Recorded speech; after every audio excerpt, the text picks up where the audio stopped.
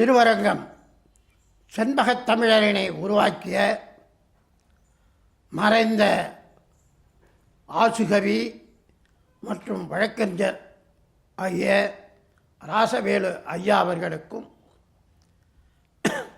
இன்றைய தினம் இந்த அரங்கத்தினை பொறுப்பேற்று மிக செம்மையாக நடத்தி வருகின்ற தமிழ்ச்செம்மல் கவிஞர் ராச இளங்கோவன் அவர்களுக்கும் அரங்கினுடைய பொழிவினை வலையொலிமாக கேட்டு கொண்டிருக்கும் தமிழ் ஆர்வலர்களுக்கும் தமிழ் பற்றாளர்களுக்கும் ஏனையோருக்கும் பொன்மலை ரயில்வே பணியின் முன்னாள் தலைமை ஆசிரியர் ஆகிய சண்முகநாதன் ஆகிய நான் என்னுடைய பணிவான வணக்கத்தை நான் தெரிவித்துக் கொள்கிறேன்.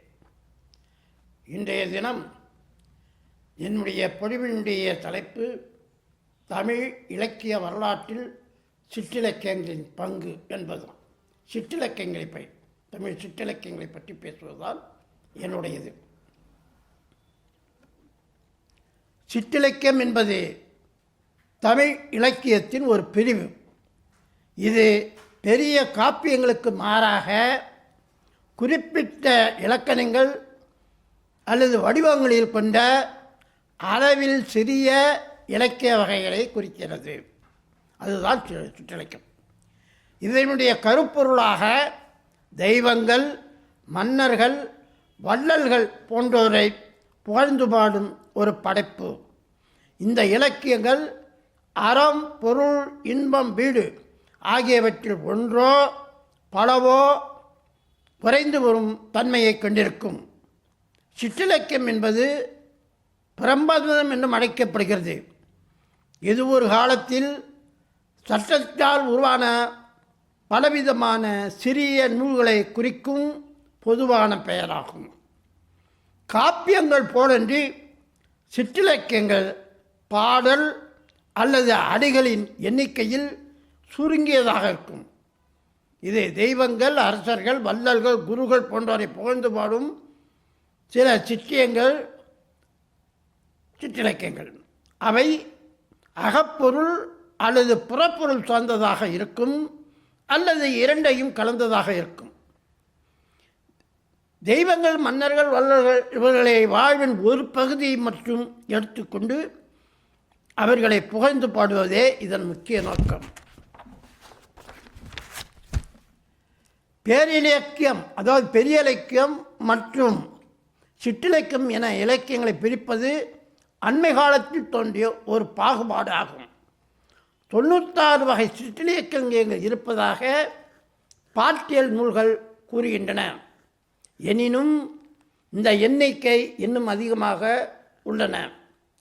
அப்படி சிற்றிலக்கியங்களுடைய இலக்கணை கூறும் பாட்டியல் நூல்கள் பன்னிரு பாட்டியல், வெண்பா பாட்டியல், இந்த வச்சனந்தி மாலை, நவநீத பாட்டியல், சிதம்பர பாட்டியல் போன்றவையாகும்.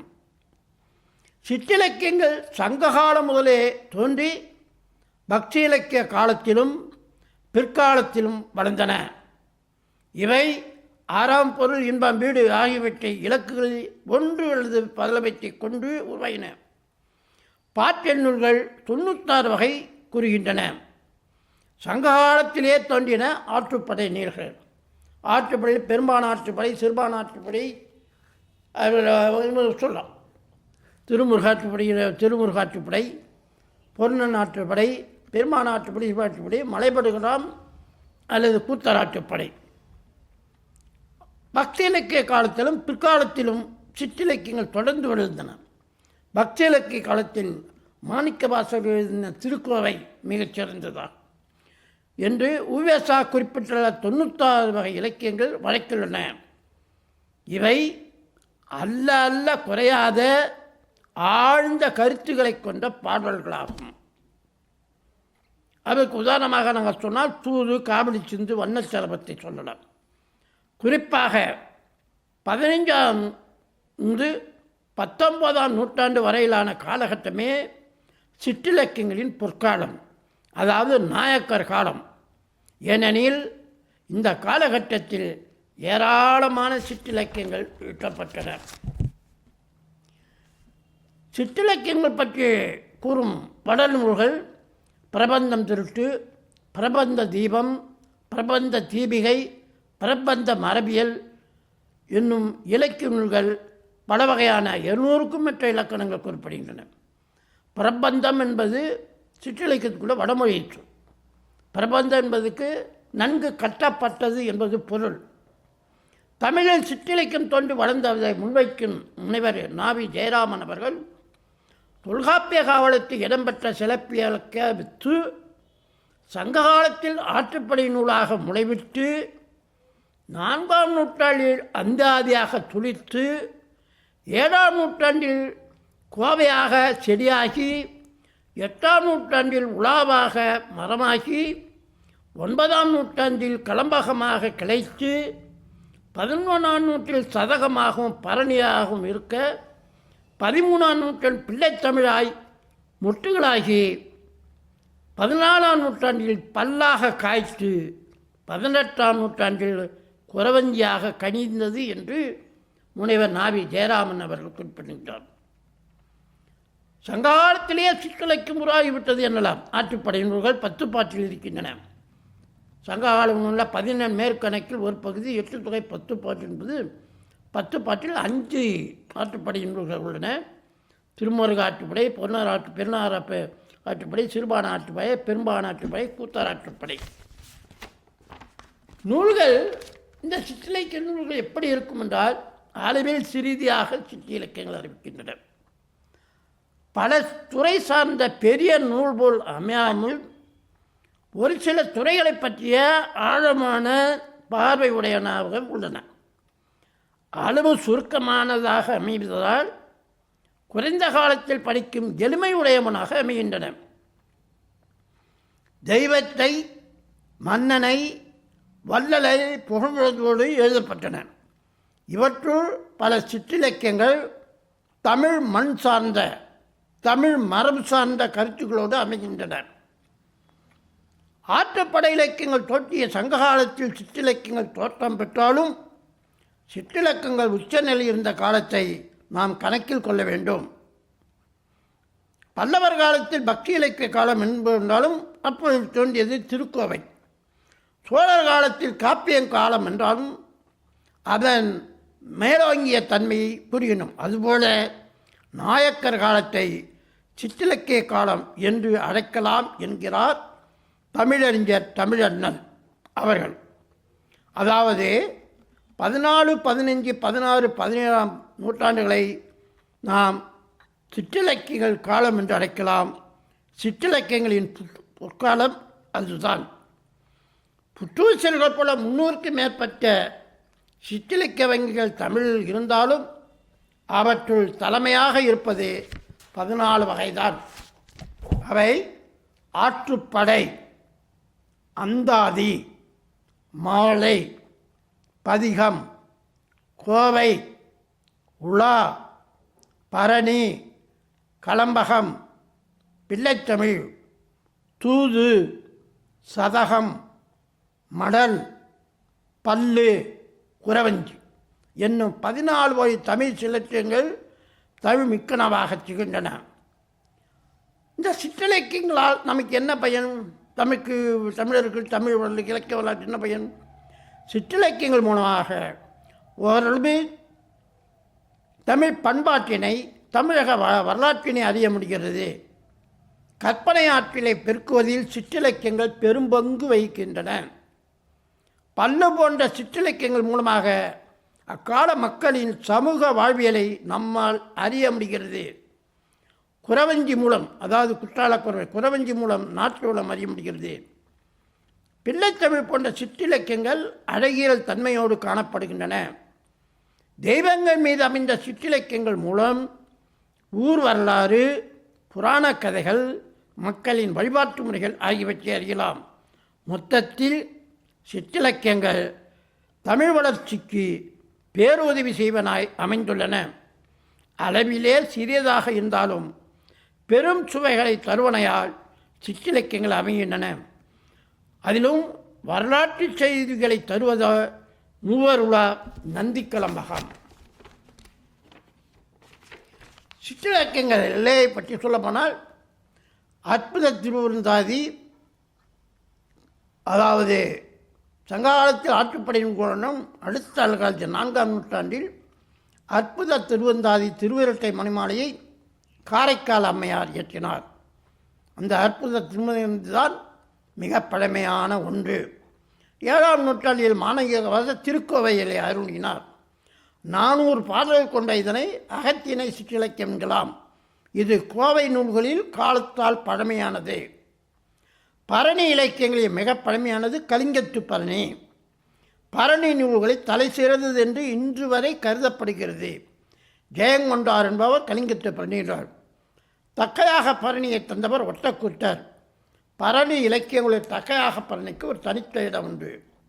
உலா தலைவன் வீதியில் உலா வரும்போது அவனை பேதை, பெருமை, மங்கை, மடந்தை, அறிவை, தெரிவை, பேரிளம் பெண் என்னும் 7 வகை பருவ மகளிர் கண்டு காதல் கொண்டு கூறுவது உலா என்னும் சிற்றிலக்கியமாகும். இது கலிவெண்பாவில் பாடப்பட்டது.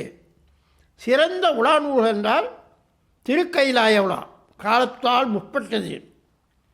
அடுத்தது திருவாரூர் உலா, திருப்புவனநாதர் உலா, திருக்காலத்தி உலா, ஏகாம்பரநாதர் உலா, திருக்கழுகன்றத்து உலா, விக்கிரம சோழன் விழா, குலோத்துங்க சோழன் உலா, ராசராசன் சோழா முதலவனாக உலா நூல்களை மிகச்சிறந்தது. திருக்கைலாயத்தில் இருந்த சிவபெருமான் உலாவை புகழ்ந்து பாடும் உலவே திருக்கைலாய உலா. முதலில் தோன்றிய உலாவும் இதுவே ஆகும். இதனை ஆதி உலா என்பர். சேரமான் பெருமாள் நாயனார் இதனை, அதாவது மேலுலகத்தில் சிவன் உலா வருகின்ற பொழுது அதனை பாடியது. அவருடைய நண்பர் சுந்தரமூர்த்தி நாயனார், அவர் வெள்ளை யானை மூலம் சிவலோகம் சென்ற பொழுது அவருக்கு முன்னாக இவர் சென்று சிவனிடம் சிவபெருமான் உலா வருவதை என்று பாடியவர். அது ஆதி உலா. உலாக்களில் முகிழ்ந்தது திருக்கைலாய வந்தார். அடுத்தது விக்கிரமன் சோழ விழா, குலோத்துங்கன் சோழ விழா, ராஜராஜன் சோழ ஆகிய 3ம் மூவர் உலா என பெயர் பெறும். இம்மூன்றையும் இயற்றியவர் ஒட்டக்குத்தகர், கவிராட்சகர். இந்த உலாக்கள் மூலம் அன்றைய சோழர் வரலாற்றை நாம் அறியலாம். 3 சோழர்கள் காலத்திலும் வாழ்ந்த கவிராட்சகன் தான் ஒட்டக்கூத்தர். இந்த மூவர் விழாவை பாடுகின்ற பொழுது, அரங்கேற்றம் செய்கின்ற போது ஒவ்வொரு அரசர்களும் அவருக்கு பொன்னாளானது கொடுத்தார்கள். ஒரு அரசன் அரசலாற்றங்குறியில் கூத்தனூர் என்ற ஊரையே தானமாக தந்தான். கவிச்சக்கரவர்த்தி ஒட்டக்கூத்தன் புகழ் இந்த மூவர் விழாவில் உலாவர காணலாம். இந்த மூவர் விழா என்பது ஒரு மிக சிறந்த வரலாற்று தகவல் களஞ்சியம். 3 சோழர்கள் காலத்திலும் இவர் அமைப்புலவராக இருந்தவர் ஒட்டக்கூத்தர். அடுத்த சிற்றிலக்கியங்கள் 8ஆம் நூற்றாண்டு முதல் வளரத் தொடங்கின. அதற்கு பிறகு வளர முடியல. சிற்றிலக்கியத்தை வடமொழியில் நாம் பிரபந்தம் என்று, இப்போ நம்ம சிற்றிலக்கியம் தமிழில் சொன்னால் அதுக்கு வடமொழியில் பேர பிரபந்தம். பிரபந்தம் என்ற சொல்லுக்கு நன்கு கட்டப்பட்டது என்பது பொருள். செய்யுள் யாப்பு போன்றே பிரபந்தம் என்னும் சொல்லும் ஒரு சொல். பெருங்காப்பியத்தில் தொடர்நிலை செய்யுள், பெருங்காப்பியம் என்றால் தொடர்நிலை செய்யுள். தனிப்பாடல் என்றால் 8 தொகை. அது நீண்ட பாடல்கள் என்றால் 10 பாட்டு. தொடர்காப்பியம் என்றால் அதாவது சிலப்பதிகாரம், மணிமேகலை போன்று.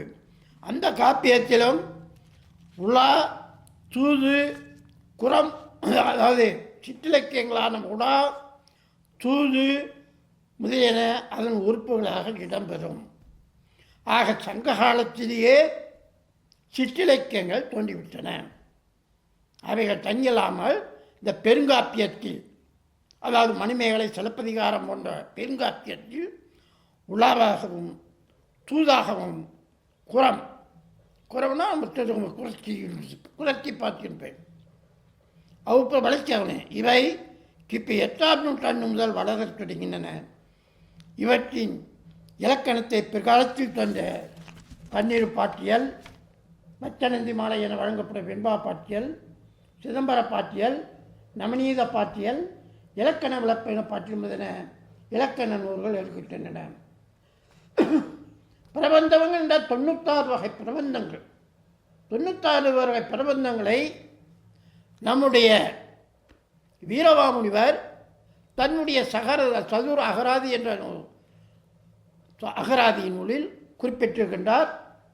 அவர் குறிப்பிடுவது பிள்ளைக்கலினா பிள்ளைத்தமிழ், பரணி, கலம்பகம். கலம்பகம் என்பது, பரணி என்பது போர்க்களத்தில் வெற்றியை கூறுவது. கலம்பகம் என்பது 18 உறுப்புகளோடு பல்வகை பாடல்களில் கலந்து கொள்ளப்படுவது. கோவை என்பது அகப்பொருள் கோவை, வர்க்க கோவை, மும்மனை கோவை. அடுத்தது 5 செய்யுள்கள், மாலை நூல்கள் ஒரு 28. இவைகளெல்லாம் நம்முடைய வீரமாமுனிவர் தன்னுடைய சதுரகராதிகள் தூது, பதிகம், தாண்டகம் இவைகளெல்லாம் நூற்றந்தாதி, ஒளியியல் அந்தாதி, 18 அந்தாதி, மடல், பெரிய படல், சிறிய மடல், வலையிடல், 1 ரூபா 9, 2 ரூபா 20, ஆற்றுப்படை, துயிலெழு நிலை, பெயர் இன்னிசை, ஊர் இன்னிசை, பெயர் இன்னிசையில் ஊர் வெண்பா, விளக்கு வெண்பா, புறநிலை, கடைநிலை, கையறு நிலை, தசாங்க 10, தசாங்கையல், அரசன் விருந்து, நூலை 10, பயோதர 10, பாதாதி கேசம், கேசாதி பாசம், பஞ்சகம், கைக்கிளை, மங்களவன்கை, தூது 40, குளமகள், பதிகம், தாண்டகம், சதகம், செவ்வையுருநிலை, வாயுரை வாழ்த்து, புறநிலை வாழ்த்து, பவனிக்காதல், குரத்திப்பாட்டு, உடத்திப்பாட்டு, எழுக்கூட்டிகை, கடிகை வெண்பா, சின்னப்பு, விருத்த விளக்கம், சாதகம், முதுகாஞ்சி, இயன்மொழி வாழ்த்து, பெருமங்கலம், பெருங்காப்பியம், சிறுகாப்பியம். வீரமாமுனிவர் தான் இயற்றிய சதுரகதில் மேற்கண்ட 96 வகை பிரபந்தங்கள் என்று குறிப்பிடார். இவற்றுள் கூறப்படாத சிலவற்றை இலக்கண நூல்கள் குறிப்பிடுகின்றன. இப்பொழுது சிற்றிலக்கியங்களில் முக்கியமான ஒரு சிலவற்றை நான் எடுத்து கூறலாம் என்றிருக்கின்றேன். தூது, கலம்பகம், குறவஞ்சி, பல்லு, பரணி இவற்றில் உள்ள ஒரு சில கருத்துக்களை அப்படியே சொல்லலாம் என்றிருக்கின்றேன். சிற்றிலக்கியங்களில் ஒன்றான தூது தொல்காப்பியம் காலத்து இலக்கண பிரிவாக இருந்தாலும் ஒருவரிடம் ஒரு பொருளை பெற்று வருவதற்காக ஆற்றல் மிக்க மற்றவரை அனுப்புவது தூது. போர்க்காலத்தே மன்னவன் தனக்கு நம்பிக்கை உரியவனாக எதிரி நாட்டுக்கு தூது அனுப்புவது உண்டு. புறநானூற்று கூறுவதில் அதிகமான் தன்னுடைய அவைப்புலவரான ஔவையாரை தொண்டைமானிடம் தூதாக அனுப்பினான். தொண்டைமானிடம் தூதாக சென்ற ஔவையார் அந்த தூதனை வெற்றி பெறச் செய்தார். அவனுடைய படைக்கலத்தை வஞ்ச புகழ்ச்சியாக கூறி அதிகமானுடைய படைத்தளத்தை கூறி வைத்தார். இது சங்க காலத்திலேயே உள்ளது, புறநானூற்றிலே உள்ளது. அகத்துணை தூகம், தூது வந்து புறத்துணை தூதும் இருக்குது, அகத்துணை தூதும் இருக்குது. அகத்துணை தூது காமமிக்க கழிபடல் சூழலாக இலக்கியமாக இருந்தது. அகிரிணை பொருட்களையும் காதல் உணர்ச்சி மிக்கதால் தூகதாக அனுப்பினார். காதல் உணர்ச்சி மிக்க ஒரு பெண் அகிரிணை பொருட்களை கூட பகிரிணை பொருட்கள் பேசவும் தெரியாது, சொல்வதை சொல்லவும் தெரியாது. இருந்தாலும் அதை ஒரு இதாக சொல்லுவாங்க, தூது அனுப்பி மாலை மாற்றி வா, இதை தூதை விளக்கி வா என்று சொல்வார்கள். தற்போது கிடைக்கும் இலக்கண நூல்களில் புறத்தனை தூது ஒன்றும் கிடைக்கவில்லை. இருப்பினும் யாவும் அகத்தனை நூற்களே.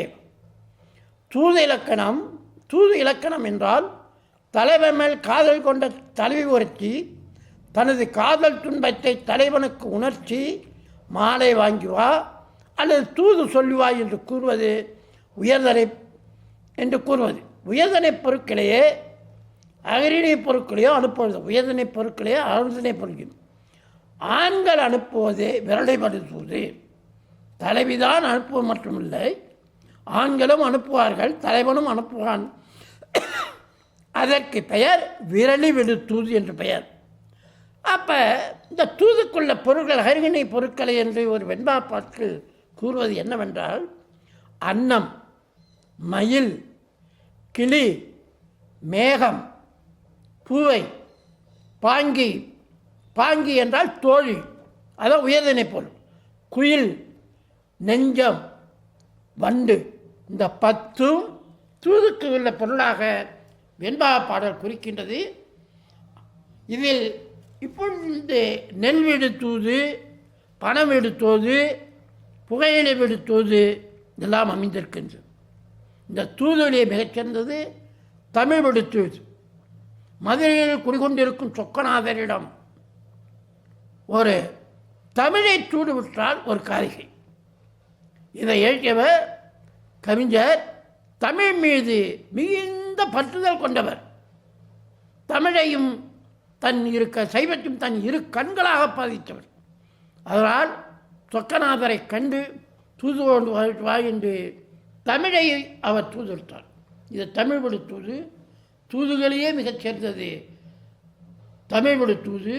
அந்த தமிழ் விடு தூது மூலம் தமிழுடைய பெருமையை, வரலாற்றை நாம் முழுமையாக அறிய முடியும். அதில் சொல்ல கொண்ட பொழுது அவர் சொல்கின்றார், தமிழை தெய்வமாகவும் தமிழ் புலவரை கண்டு வணங்கிய சிறப்பு எனப்படுகிறது.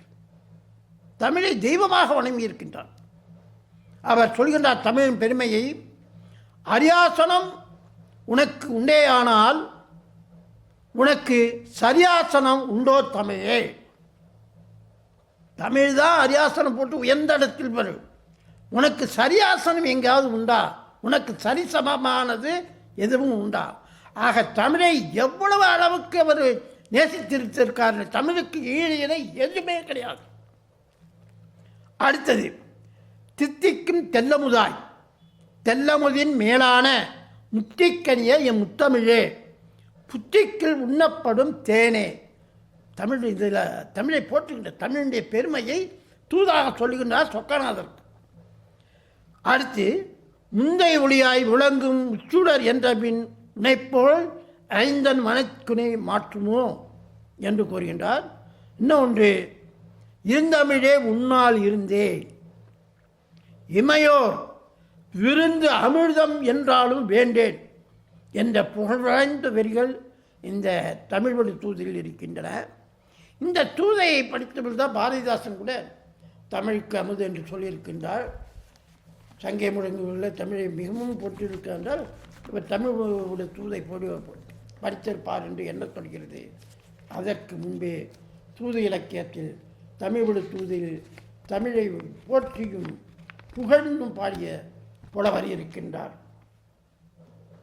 இந்த தமிழோட தூது தோன்றிய காலம் 12ஆம் நூற்றாண்டு.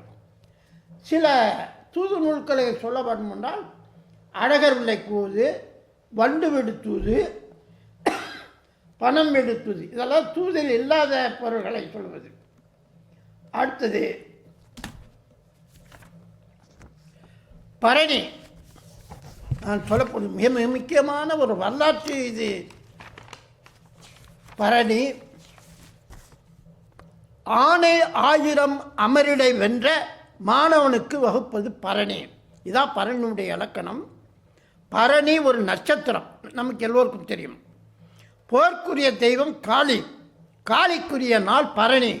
எனவே பரணி நாளில் அரசன் காளிக்கு படையெடுப்பது வழக்கம். பரணி பல வகை உறுப்புகளை கொண்டது. அவை கடவுள் வாழ்த்து, கடை திறப்பு, காடு வாடியது, பேய் முறைப்பாடு, காளிக்கு கூலி கூறியது, களம்பாடியது, வாழ்த்துவதாகும்.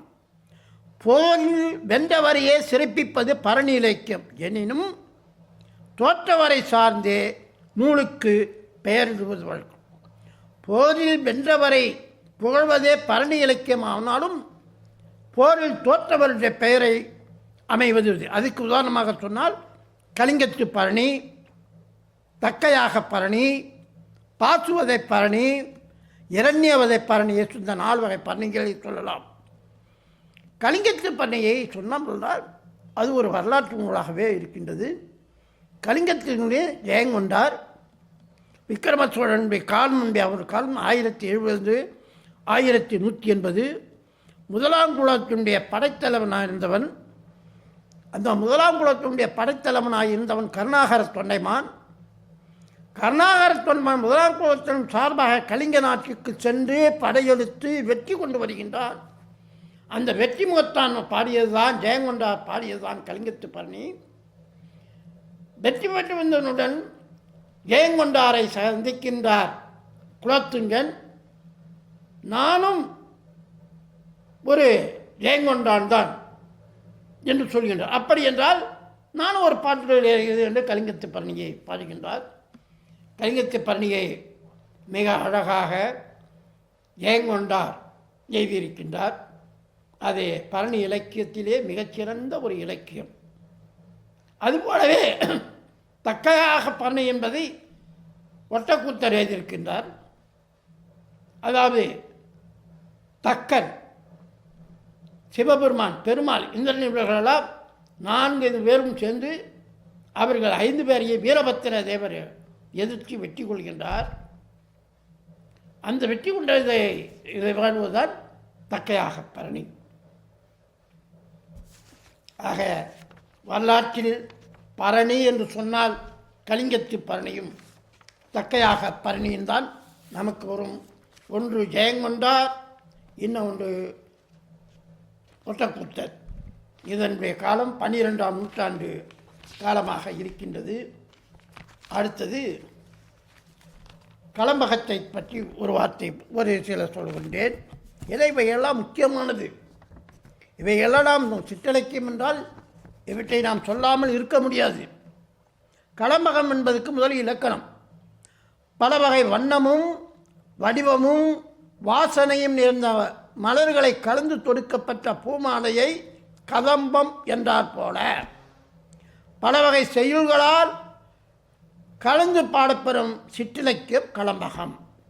நாம் கதம்பம் என்று சொன்னால் அது பல்வேறு வகையான பூக்கள் இருக்கும், பல்வேறு வகையான பூக்கள் இருக்கும், பல்வேறு வாசனை பொறிந்த பூக்கள் இருக்கும்.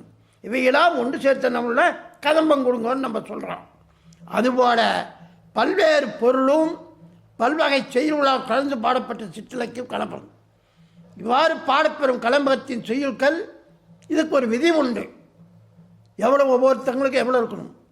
கடவுளருக்கு 100 இருக்கணும், முனிவர்களுக்கு 95, அரசர்களுக்கு 90, அமைச்சர்களுக்கு 70, வணிகர்களுக்கு 50, வேளாளர்களுக்கு 30 என்னும் அளவில் அமைய வேண்டும் என்பது ஒரு விதி. விதியை யாரும் மாறிவிடக்கூடாது. இவ்விளைவினை மீறிய கலம்பகங்களும் உண்டு. இதுதான் விதி. தெய்வத்துக்கு 100, அரசனுக்கு 95, முனிவருக்கு 95, அரசனுக்கு 70, அமைச்சனுக்கு 70 இந்த விதியை மாறிய ஒன்றது. அப்படிப்பட்ட விதியை மாறியது திருக்கலம்பகத்தில் 110 செய்யுள்கள் இருக்கின்றன. ஆளுடைய பிள்ளை, சாதாரண மனிதர்களை சொல்கின்ற ஆளுடைய பிள்ளை கலம்பகத்தில் 49 செய்யுள்கள் இருக்கின்றன. கலம்பகம் பெரும்பான்மை அகத்திணை செய்திகளையும் சிறுபான்மை புறத்திணை செய்திகளையும் அவற்றின் துறைகளையும் பெற்று திகழும். இந்த கலம்பகம் அகத்திணை செயல்களை அதிகமாகவும் புறத்திணை செயல்களை செய்ததும் பெற்றிருக்கும். கலம்பகங்கள் கிபி 9ஆம் நூற்றாண்டு முதல் தோன்றலாயின என கூறுவார்கள். காலத்தால் முற்பட்ட குரல் கலம்பகம் என்றால் நந்தி கலம்பகம் தான் எடுத்துக்கொள்ள வேண்டும். நந்தி கலம்பகம் அவ்வளவு சிறப்பானது, ஒரு வரலாற்று நூல் மாரி. அதை நான் சொல்கின்றேன். திருவங்கை கலம்பகம், அழகர் கலம்பகம், திருக்கலம்பகம், திருக்காவலூர் கலம்பகம் முதலியன கலம்பக நூல்களில் மிக சிறப்பாகும். இதில் நந்தி கலம்பகத்தை பற்றி நான் சொல்லிக்கின்றேன். நந்தி கலம்பகம் தல்லாரறிந்த நந்திவர்மன் 3ஆம் நந்திவர்மனை பற்றிய பாடுவது. அவன் மிகச்சிறந்த தமிழ் பற்றாளன். அவனுடைய சிற்றன்னை தாயுடைய குழந்தைகள் மகன்கள் 4 பேர்கள். ஒருவன் இந்த நந்திவர்மனை கொல்ல வேண்டும், 3ஆம் நந்திவர்மனை கொல்ல வேண்டும் என்று வசைவித்து பாடல் எழுதியிருக்கிறார். அவனது பெயர் காடவன் என்று சொல்கின்றார்கள். இது ஒரு முறை இந்த நந்தி கலம்பகத்தினுடைய ஒரு பாடலை தல்லாரேறி இந்த நந்திவர்மன் கேட்கின்றான். கேட்கின்ற நேரத்தில் அந்த தமிழ் பாடலுடைய அருமையை, இனிமையை அறிந்து அந்த கலகம்பகத்தை முழுவதுமாக நான் கேட்க வேண்டும் என்று விரும்புகின்றான். முழுவதும் கேட்பவர் இறந்து விடுவர் என்பது விதி என்பது இது. இருப்பினும் கூட தமிழ் மீது கொண்ட பாற்றலால், தமிழ் பாடலின் இனிமையால் அதை முழுவதுமாக கேட்கி உயர் சுரக்கின்றான். தமிழுக்காக, தமிழ் பாடலுக்காக தமிழ் ஆண்டு அரசன் ஒருவன் மாண்டான் என்பது உலக வரலாற்றிலேயே எந்த மொழியிலும் கிடையாது. அந்த சிறப்பை பெற்றது நந்தி கலம்பகம். அதனுடைய சிறப்பு தெல்லாரெறிந்த நந்திவர்மன் என்கின்ற 3ஆம் நந்திவர்மன். அவனுடைய இந்த சிறப்பை கூறுவதுதான் நந்தி கலம்பகம். கலம்பகத்தில் மிகச்சிறந்த நூல் நந்தி கலம்பகம். ஆனால் எழுதியவர் யார் என்பது தெரியவில்லை. ஆனால் அவனுடைய தலார் இந்த நந்திவர்மன் மாற்றாந்தாயுடைய ஒரு மகன் ஒரு இதை வசை வைத்து இதை பாடியிருக்கின்றார். அவன் பெயர் காடவன் என்று குறிப்பிடுகின்றார்கள். அடுத்து பிள்ளைத்தமிழ். பிள்ளைத்தமிழ் என்ற நூலை நான் சொல்லலாம் என்று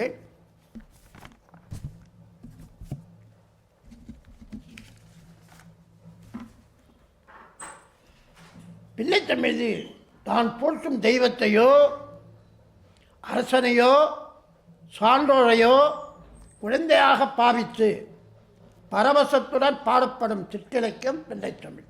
இதான் பிள்ளைத்தமிழுடைய இலக்கணம். அதாவது தான் போற்றுகின்ற தெய்வம் அல்லது அரசன் அல்லது சான்றோர் இவர்களை குழந்தையாக பாவித்து பரவசத்துடன் பாடப்படும் சிற்றிலக்கியம் பிள்ளைத்தமிழ். இதனை பிற்காலத்தில் பிள்ளைப்பாட்டு என்றும் பிள்ளைக்களி என்றும் வழங்குவது உண்டு. குழந்தைகளினுடைய 3வது மாதம் வரை 21வது மாதம் வரை 2 மாதங்களுக்கு ஒரு இதாக பாவித்து ஒரு பருவமாக பாவித்து கொள்வது மரபு. எனவே 3வது மாதம், 5வது மாதம், 7, 9, 11, 13, 15, 17, 19, 21 என 10 பருவங்கள் அமையும். அப்பருவத்தில் குழந்தைகளுக்கு இயல்பாக வரக்கூடிய செய்கின்ற செயல், நிலை, தன்மை முதலியவற்றை அமைத்து பாடுவர் இந்த பிள்ளைத்தமிழ். இந்த பிள்ளைத்தமிழ் ஆண்பார் பிள்ளைத்தமிழ் என்றும் பெண்பார் பிள்ளைத்தமிழ் என்றும் இருவகைப்படும். பிள்ளைத்தமிழில் 2 இருக்கிறது. ஆண்பார் பிள்ளைத்தமிழ், பெண்பார் பிள்ளை. அதாவது பொதுவாக பிள்ளைத்தமிழுக்கு என்ன இது? ஆண்பார் பிள்ளைத்தமிழுக்கு பருவங்கள் 10 பருவங்கள் சொல்லியிருக்கிறேன். 2 மாதத்துக்கு ஒரு பருவம். காப்பு பருவம், பாலப்பருவம், செங்கீரை பருவம், சப்பானி பருவம், முத்தப்பருவம், வருகை பருவம், அம்புலி பருவம், சிறுவரை பருவம், சிற்றில் பருவம், சிறுதேர் பருவம். இது பிள்ளைத்தமிழுக்குள்ள 10 பகுதிகள். அதே இது பெண்பார் பிள்ளைத்தமிழுக்கு என்றால் முதல் 7, அதாவது காப்பு, தாளப்பருவம், செங்கீரை, சப்பானி, முத்தம், வருகை, அம்புலி அதோடு நிறுத்தி 7 பருவத்தை. அதுக்கு பிறகு 8வது பருவமாக கழங்கு, அம்மானை, ஊசல் இப்படி அமையும். ஆக பெண்பார் பிள்ளைகளுக்கு, அதாவது பிள்ளைத்தமிழுக்கு 10 பருவங்கள். புகழ்பெற்ற பிள்ளைத்தமிழ் நூல்கள் மீனாட்சி அம்மை பிள்ளைத்தமிழ், அமுதாம்பிகை பிள்ளைத்தமிழ், செங்கைநீர் பிள்ளைத்தமிழ், திருஞான சம்பந்தர் பிள்ளைத்தமிழ், திருநாவுக்கரசர் பிள்ளைத்தமிழ், சுந்தரமூர்த்தி நாயனார் பிள்ளைத்தமிழ், மாணிக்கவாசகர் பிள்ளைத்தமிழ், சேக்கிழார் பிள்ளைத்தமிழ் இவை புகழ்பெற்ற பிள்ளைத்தமிழ்களில் சிலவாகும். பிற்காலத்தே மொய்தீன் ஆண்டவர் பிள்ளைத்தமிழ், பாரதிதாசன் பிள்ளைத்தமிழ், மறைமலையடிகள் பிள்ளைத்தமிழ் முதலிய பிள்ளைத்தமிழ் நூல்களும் தோன்றின. மீனாட்சி அம்மை பிள்ளைத்தமிழ், முத்துக்குமாரசாமி பிள்ளைத்தமிழ் ஆகியவற்றை குமரகுருவர் பாடினார். குமரகுருவர் இளம் வயதில் பேச்சில்லாமல் இருந்தவர். அவர் பேச்சு வேண்மை பெற்ற பிறகு 7 வயதில் மதுரை மீனாட்சி அம்மனை புகழ்ந்து இந்த பிள்ளைத்தமிழை பாடினார். திருமண நாயக்கர் அவருடைய அவையில் அவருக்கு முன்பாக இந்த மீனாட்சி அம்மை பிள்ளைத்தமிழை அரங்கேற்றினார். அப்பொழுது மதுரை மீனாட்சி அங்கு வந்திருந்து திருமண நாயக்கர் மடியில் படுத்திருந்து இந்த மீனாட்சி அம்மை பிள்ளைத்தமிழை கேட்டார்கள் என்பது ஐதீக வரலாறு. கேட்டது மட்டுமில்லாமல் தான் அணிந்திருந்த மாலை என்றால் வைர மாலையை அற்று வழங்கினார்கள் என்பது சொல்லிட்டு, அதுபோன்ற முத்துக்குமாரசாமி பிள்ளைத்தமிழும் குமரகுருபரர் தர்மபுரம் ஆதீனத்திற்கு செல்கின்ற பொழுது அங்கிருந்த மாசிலாமணி தேசிகர், நீ சிதம்பரம் சென்று வா என்று சொல்லும்பொழுது வழியில் வைத்தீஸ்வரன் கோயில், வைத்தீஸ்வரனுடைய ஆதிகால பெயர் புள்ளிருக்கு வேலூர். அந்த புள்ளிருக்கு வேலூரில் சிவன் இருந்து சடாயு, தேவர்கள், சூரியன் எல்லாம் வழிபட்ட தலம். குமரப்பெருமானுக்கு தனியாக சன்னதி உள்ளது. அந்த முருகப்பெருமானை பார்த்து முத்துக்குமாரசாமி பிள்ளைத்தமிழை குமரகுருபர இயற்றினார். அதுபோல பெண்பார் பிள்ளைத்தமிழில் காந்தியம்மை பிள்ளைத்தமிழ் மிக முக்கியமானது. காந்தியம்மை பிள்ளைத்தமிழ் இந்நூலை பாடியவர் திருநெல்வேலியை சார்ந்த தச்சநல்லூரில் வாழ்ந்த அழகிய சொக்கநாதர். இவர் 19ஆம் நூற்றாண்டில் தெரியும். 19ஆம் நூற்றாண்டின் இறுதியில் சேக்கிழார் பிள்ளைத்தமிழ் என்ற திருச்சிரபுரம் மீனாட்சி சுந்தரம்பிள்ளை அவர்கள் சேக்கிழார் பிள்ளைத்தமிழ் எழுதியிருக்கின்றார். அதுவும் ஒரு மிகச்சிறந்த பிள்ளைத்தமிழ் நூல்களில் ஒன்று. இந்த பிள்ளைத்தமிழ் நூல்களில் நாம் பார்ப்பது என்னவென்றால், இவை இறைவனை குழந்தையாக பாவித்து இதுதான் பிள்ளைத்தமிழ். குழந்தையாகவோ அந்த குழந்தையாக சொல்கிற 10 பருவத்தினுடைய விதைப்பாடுகள் தான் பிள்ளைத்தமிழ். இப்பொழுது சிற்றிலக்கியங்கள் பற்றி ஒரு சில வார்த்தைகளை சொல்லி முடிக்கின்றேன். சிற்றிலக்கியம் என்பது என்ற முடிவரையாக சிற்றிலக்கியம் பற்றி ஒரு சுருக்கமான வரை. சிற்றிலக்கியம் என்பது பேர் இலக்கியங்களுக்கு மாறாக அளவு சுருங்கிய குறிப்பிட்ட துறைகளில் கவனம் கொண்டு தெய்வம், தலைவர்கள், மக்கள் போன்றவற்றை மையமாக கொண்டு கற்பனையில் பாடப்படும் 96 வகையான தமிழ் இலக்கியங்களான பொது பெயராகும். இதுதான் சிற்றிலக்கியம் என்பதற்கு அர்த்தம். பிரபந்தங்கள் என்றும் சிற்றிலக்கியங்களை கூறியுள்ளார். இந்த சிற்றிலக்கிய வளர்ச்சி என்பது சங்க காலத்திலேயே ஏற்பட்டது. சங்க காலத்தில் ஆற்றுப்படை நூலாக இருந்தது. அடுத்தது பக்தி இலக்கிய காலத்தில் மாணிக்கவாசகரின் திருக்கோவையாக இருந்தது. 4ஆம் நூற்றாண்டில் நம்முடைய காரைக்கால் அம்மையார் அற்புத திருவந்தயம் திருவிருட்டை மணிமாலையும் இருக்கின்றார்.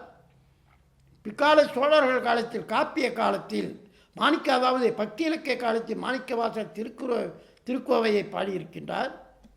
சோழ காலத்தில் உலாவும் பரணியும் கலம்பகமும் மிகச்சிறந்த இடத்தை பெற்றிருக்கின்றன. அதில் மூவர் உலாவும் நந்திக்கலம்பகும் வரலாற்று செய்திகளை தாங்கியவையாக இருக்கின்றன.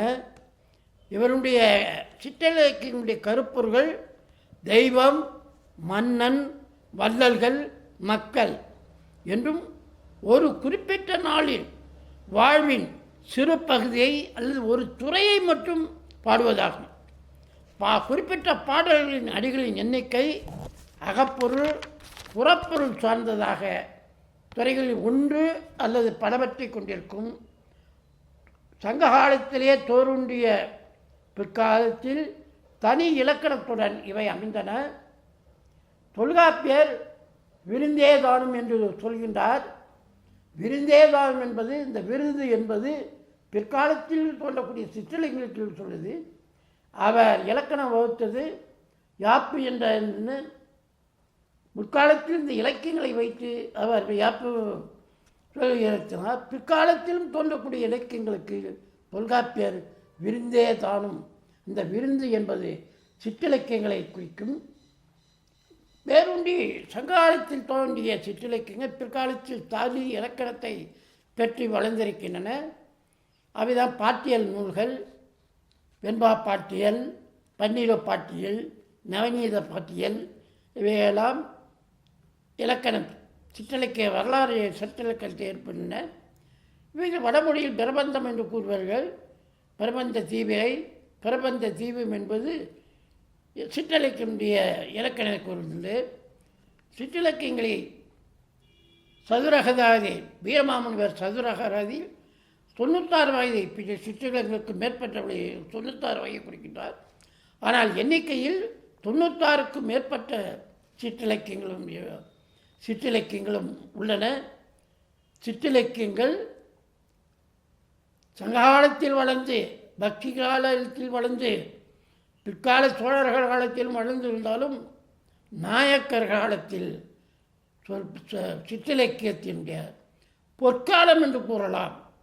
அன்று பல வகையான சிற்றிலக்கங்கள் 14ஆம் நூற்றாண்டு வரை பல்வேறு வகையான சிற்றிலக்கங்கள் எல்லாம் தோன்றி நாயக்கர் காலத்தை சிற்றிலக்கியங்களின் பொற்காலம் என்று போற்றப்படுகின்றது. அப்பொழுதும் இல்லாமல் 19ஆம் நூற்றாண்டில் 20ஆம் நூற்றாண்டு ஆரம்பத்தில் கூட சிற்றிலக்கியங்கள் உருவாக்கின்றன. மைதீன் ஆண்டவர் பிள்ளைத்தமிழ், பாரதிதாசன் பிள்ளைத்தமிழ், இப்படி காந்தி அம்மானை, இப்படி போன்ற மறைமடிகள் பிள்ளைத்தமிழ் போன்ற இக்காலத்திலும் அது தோன்றி வந்திருக்கின்றன. இந்த சிற்றிலக்கியங்கள் தமிழ் இலக்கிய வரலாற்றில் ஒரு மிகப்பெரிய தாக்கத்தை உருவாக்கியிருக்கின்றன. அவை அகத்தினை சார்ந்தோ புகத்தினை சார்ந்தோ இருக்கலாம்.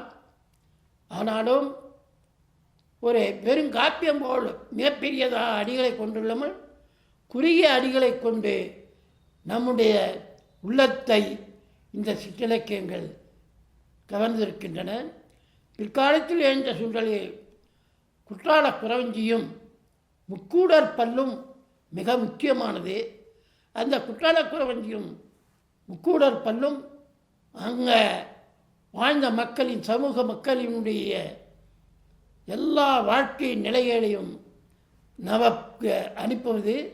அவை நாடக பாங்கோடும் இல்லாமல் இசைப்பாங்கோடும் ஏற்றமிழோடும் இருக்கின்றன.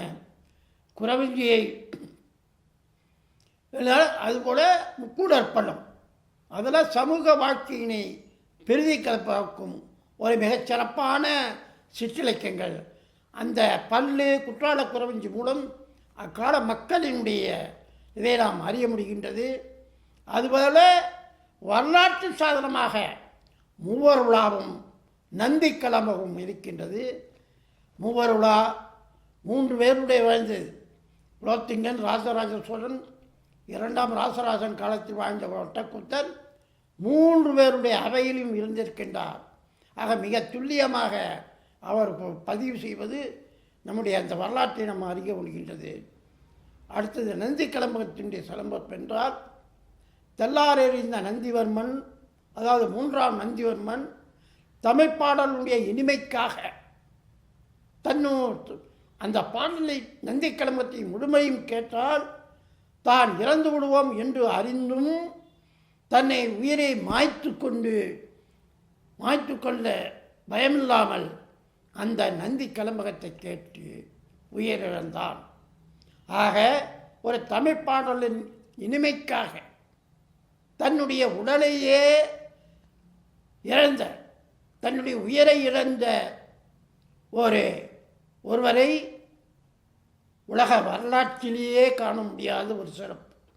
இந்த சிறப்பு தான் தமிழ்மொழிக்கு, இந்த சிறப்பு தமிழ்மொழிக்கு கிடைத்த சிறப்பு, தமிழ்மொழியினுடைய இனிமைக்கு கிடைத்த சிறப்பு, உலக வரலாற்றில் அறிந்திட முடியாத ஒரு சிறப்பு. ஆக தமிழ்மொழியை நாம் காப்போம், தூய தமிழை நாம் காப்போம், தமிழ் இலக்கிய செல்வங்களை பொக்கிஷங்களை நாம் அறிவோம். சங்ககாலம் முதல் இக்காலமும் இந்த இலக்கியங்களை படிப்போம், அதனுடைய சுவையை உணர்ந்து நாம் இன்புறுவோம், புலவர்களை போற்றுவோம், தமிழ் புலவர்களை போற்றுவோம். முக்கியமாக சங்ககால இலக்கியங்களையும் காப்பியங்களையும் பெருங்காப்பியங்களையும் ஐஞ்சிறு காப்பியங்களையும் முழுமையாக நாம் படிப்போம்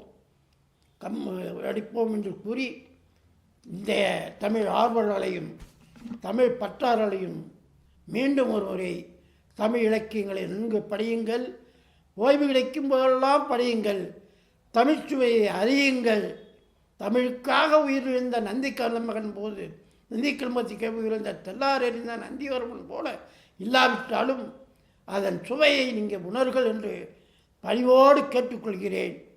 இந்த வாய்ப்பினை வழங்கிய செண்பகத் தமிழறிஞரின் பொறுப்பாளர் தமிழ்ச்செம்மல் கவிஞர் ராச இளங்கோவன் அவர்களுக்கும் அவர்களுக்கு உறுதுணையாக இருந்த அவருடைய மகளார் அவர்களுக்கும் என்னுடைய பணிவான வணக்கத்தையும் தமிழ் ஆர்வலர்களுக்கும் பற்றாளர்களுக்கும் என்னுடைய வணக்கத்தை நான் பணிவோடு தெரிவித்துக் கொள்கிறேன். நன்றி, வணக்கம்.